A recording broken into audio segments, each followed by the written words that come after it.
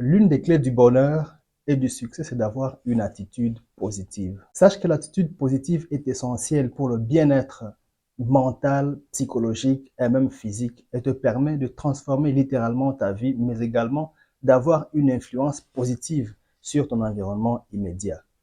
Malheureusement, la plupart des gens sont coincés dans leur chemin vers le bonheur par manque d'attitude positive. C'est pourquoi dans cette émission, je vais te donner 5 clés qui te permettent de cultiver une attitude positive dans ta vie, mais également je t'explique aussi comment chacune de ces clés va pouvoir t'ouvrir au bonheur.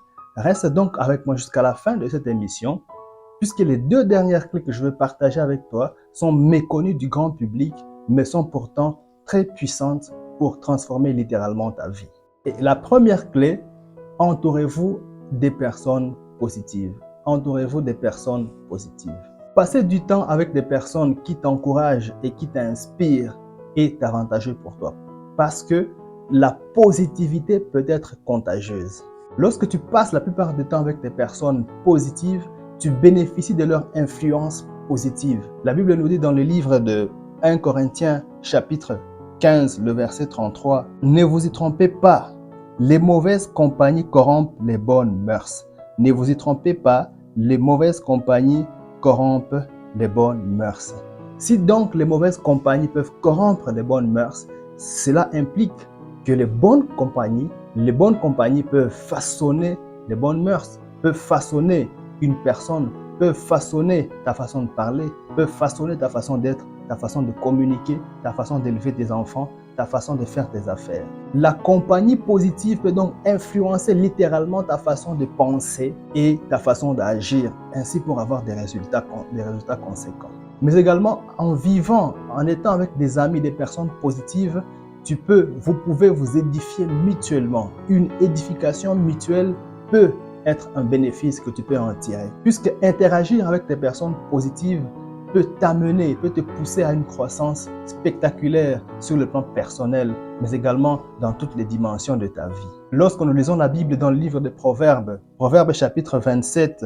verset 17, la Bible dit « Le fer s'aiguise par le fer, ainsi l'homme excite la colère de son ami. » En d'autres termes, nous pouvons nous aiguiser mutuellement et devenir meilleurs dans tous les aspects de la vie. Mais cela dépend des amis avec lesquels, des personnes avec lesquelles nous vivons, les gens qui nous entourent. Nous pouvons donc nous aiguiser, nous façonner sur le plan matériel, nous aiguiser, nous rendre meilleurs sur le plan financier, nous rendre meilleurs sur le plan professionnel, nous rendre meilleurs par rapport à notre relation avec le Seigneur, dans notre vie spirituelle, notre vie religieuse.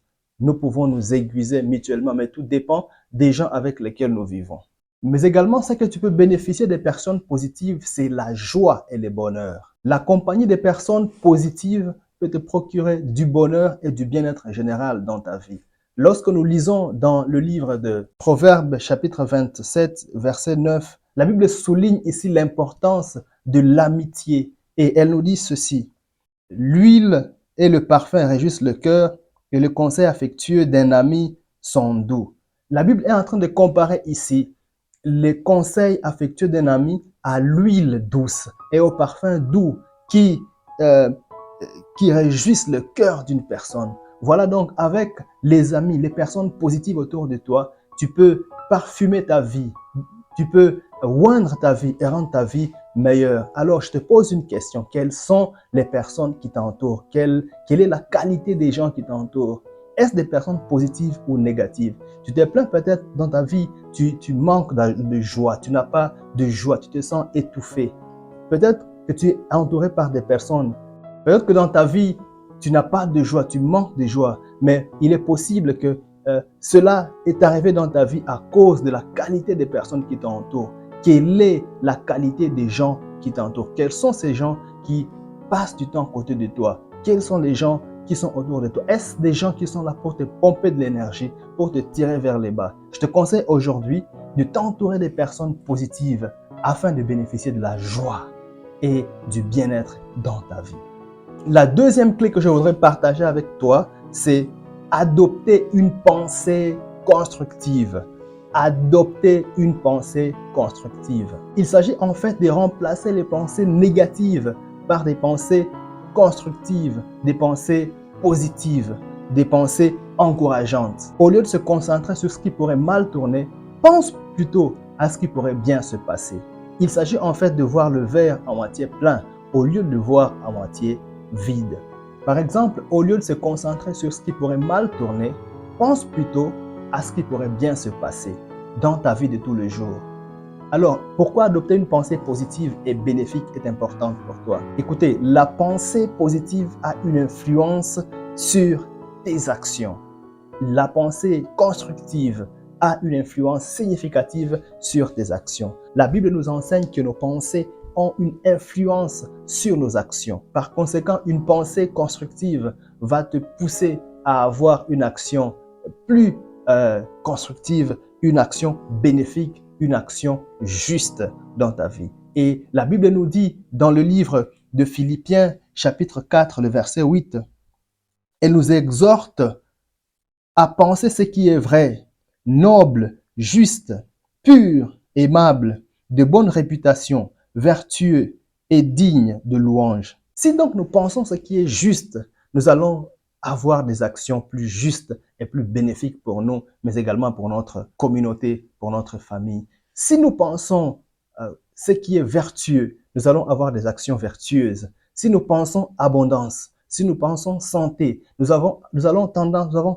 avoir tendance à avoir des actions qui nous poussent vers l'abondance et qui nous poussent vers la santé. Mais sache aussi qu'une pensée constructive nous amène au renouvellement de l'esprit. La Bible nous dit dans Romains chapitre 2, le verset 12, « Ne vous conformez pas au siècle présent, mais soyez transformés par le renouvellement de l'intelligence. » Je voudrais te dire, une pensée constructive peut t'amener également à avoir le renouvellement de l'esprit. En fait, il s'agit ici de remplacer les pensées négatives par des pensées constructives et qui sont alignées sur la volonté de Dieu dans ta vie.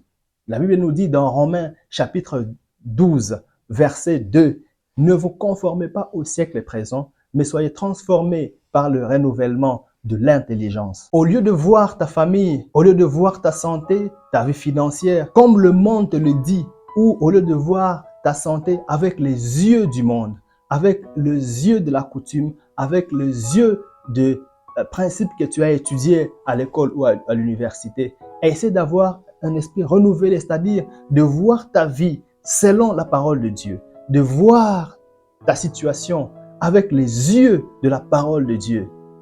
C'est cela, avoir le renouvellement de l'intelligence. Et cela va t'aider à avoir une attitude positive, une attitude de vainqueur dans ta vie.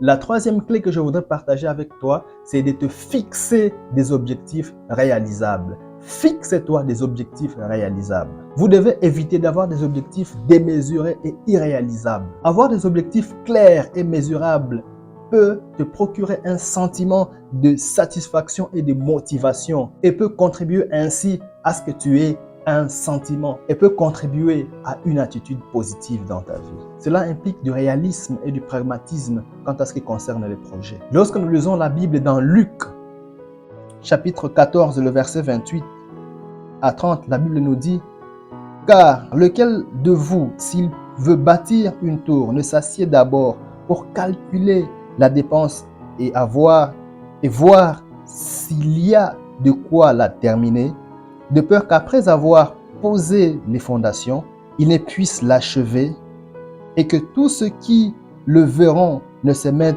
à le railler en disant « Cet homme a commencé à bâtir et il n'a pas pu achever. » Le Seigneur est en train de mettre l'accent ici sur l'importance d'une planification réaliste. Se lancer dans les projets sans évaluer les ressources au préalable est imprudent. Cela peut conduire une personne à des frustrations et par conséquent à tomber dans une attitude négative, ce qui peut affecter la vie entière d'une personne et te conduire à l'échec. Toi qui m'écoutes pour le moment, je sais qu'il est possible que tu aies un projet sur la table, mais je voulais te poser une question. Quelles sont les ressources à ta disposition pour mener à bon port le projet que tu as?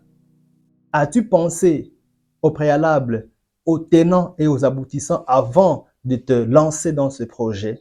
La quatrième clé que je voudrais partager avec toi, c'est d'être gentil avec toi-même. Soyez gentil avec vous-même. Être gentil avec toi-même et te traiter avec compassion, surtout dans le moment de faiblesse et lorsque tu traverses des moments de difficulté, est un comportement qui va te donner une attitude positive. Et si tu es gentil avec toi-même, tu vas avoir compassion pour toi-même. Lorsque nous lisons la Bible dans le livre de Matthieu, chapitre 22, verset 39, la Bible nous dit, tu aimeras ton prochain comme toi-même. Tu aimeras ton prochain comme, je souligne le mot comme toi-même. Cet amour du prochain commence par l'amour pour soi-même, l'amour de soi. Avoir compassion pour soi-même, s'aimer, s'apprécier est une autre manière de vivre ou d'obéir à ce premier commandement que Dieu nous a laissé. Je t'encourage ici de prendre conscience de tes faiblesses. Je t'encourage ici de reconnaître tes faiblesses, mais surtout d'être patient ou de te traiter avec douceur. Prends conscience de tes limites, de tes faiblesses, mais surtout, traite-toi avec douceur lorsque tu es faible. Traite-toi avec douceur lorsque tes faiblesses rentrent à la surface. Ne te mets pas la corde au cou. Traite-toi avec douceur. Et si tu es gentil avec toi-même, tu seras également patient avec toi-même. La Bible nous dit dans le livre de Philippiens 1, verset 6, « Je suis persuadé que celui qui a commencé en vous cette bonne œuvre va la rendre parfaite par le jour de Jésus-Christ. » Même si tu es faible, même s'il y a des limitations qui se manifestent dans ta vie, même si tu te sens faible, tu n'as pas d'énergie nécessaire ou toi-même tu te trahis dans ton parcours, dans ton évolution, je suis ici pour te rassurer que celui qui a commencé cette œuvre dans ta vie va l'achever forcément. Puisqu'il est celui qui débute et il mène à bon port tes projets. Il a commencé cette œuvre, il va pouvoir l'achever dans ta vie. Peu importe tes limitations, peu importe tes faiblesses, ne force pas la progression ou la manière dont les choses évoluent. Sois tranquille, celui qui a commencé cette œuvre dans ta vie va pouvoir l'achever. Traite-toi avec compassion, avec douceur, enfant de Dieu qui m'écoute maintenant. Et la dernière clé que je voudrais partager avec toi, c'est d'avoir la gratitude. Vis la gratitude, enfant de Dieu.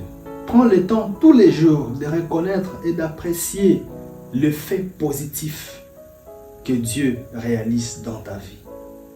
La Bible nous dit dans le livre de 1 Thessaloniciens chapitre 5 verset 18, « Rendez grâce en toutes choses car c'est à votre égard la volonté de Dieu en Jésus-Christ. » La volonté de Dieu pour toi dans ce moment difficile, dans ce moment dans lequel tu es, c'est de vivre la gratitude et la reconnaissance au quotidien. Il s'agit en fait ici de reconnaître tous les bienfaits, toutes les bénédictions que l'Éternel avait accomplies dans ta vie dans le passé et qu'il est en train d'accomplir dans le présent dans ta vie. Et de prendre plaisir dans ce que Dieu est en train de faire. De prendre plaisir, de vivre avec plaisir ces moments agréables que Dieu t'a donnés au quotidien. Tu seras alors en train de baigner dans cette atmosphère de confiance et cela va te donner la force nécessaire, l'énergie nécessaire et cela te transformera au quotidien pour posséder en fait une attitude de vainqueur et de vivre dans ta victoire et de te propulser vers ton succès. J'ai d'ailleurs fait une émission à ce sujet. Si tu es intéressé, il te suffit juste de cliquer le petit i qui s'affiche au-dessus pour visualiser l'émission Être béni davantage. Peu importe la situation dans laquelle tu te trouves, je suis ici pour te dire qu'il est possible que tu aies une attitude victorieuse afin d'en récolter les fruits. Tu peux adopter une attitude positive dans ta vie et changer littéralement le cours de ta vie. Il te suffit simplement d'appliquer les principes que nous venons de voir ensemble ici dans cette émission. J'espère que tu as apprécié cette émission et si tel est le cas, donne-moi juste un j'aime, partage au maximum cette émission et si tu n'es pas encore abonné, abonne-toi et active la cloche de notification pour ne pas manquer nos prochaines émissions. D'ici là, porte-toi bien et à la prochaine.